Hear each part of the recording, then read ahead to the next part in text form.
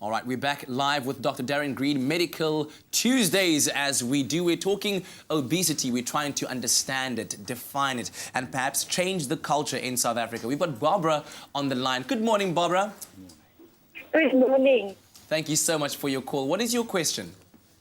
Okay, my question is, I had a procedure done last year and this year, but I had to go to hospital. I had a colonoscopy later, but I kept on getting pain in the stomach.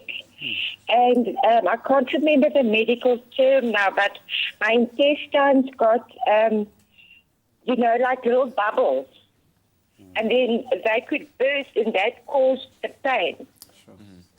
And then, but I always used to be a very small woman. I was like 55. And as I grew older, now going into menopause, I started picking up weight. And I don't know if it was caused through depression or whatever, but I just always felt hungry, ate, and like craving a lot for chocolate and that type of thing. And but I do eat healthy. Sometimes, actually, to be honest. But I love too much chocolate. I think that is my downfall.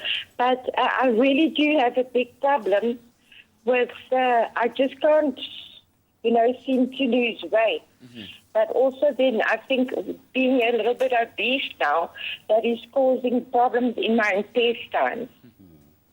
So what would you say is your solution to this, Dr. Green? And, how much of what Barbara's talking about is also born of kind of a mindset, psychology of sorts. Correct. The difficult thing is the role of food. When we eat to comfort us, she mentioned maybe being a little bit depressed or anxious at times as well.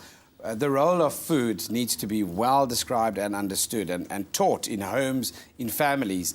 And I think what people don't know is that eating things like carbs, for example, even increase your serotonin levels. So serotonin is the feel-good hormone, the endorphin level in your brain, obviously. Yes. So there is an association with feeling a little bit better when you do eat specifically certain food groups. The craving for things like that, like chocolate, for example, obviously give you energy. They spike your sugar. You feel amazing and energetic, whereas you might be tired and lethargic from having a sedentary lifestyle. So that's why people then crave the sweet stuff. So what is important for her to understand is that it didn't take 1 month to become overweight, and even later on that can lead to obesity. It comes over a time period. Sometimes it takes you 4 or 5 years to become obese or overweight. When you go to your school reunions 10 or 20 years down the line, you suddenly discover, oh, I weighed so much at school and now I'm 20 k's heavier. So to lose that weight and to get back to your ideal weight also takes time. And I think what people need to understand is they need to plan that.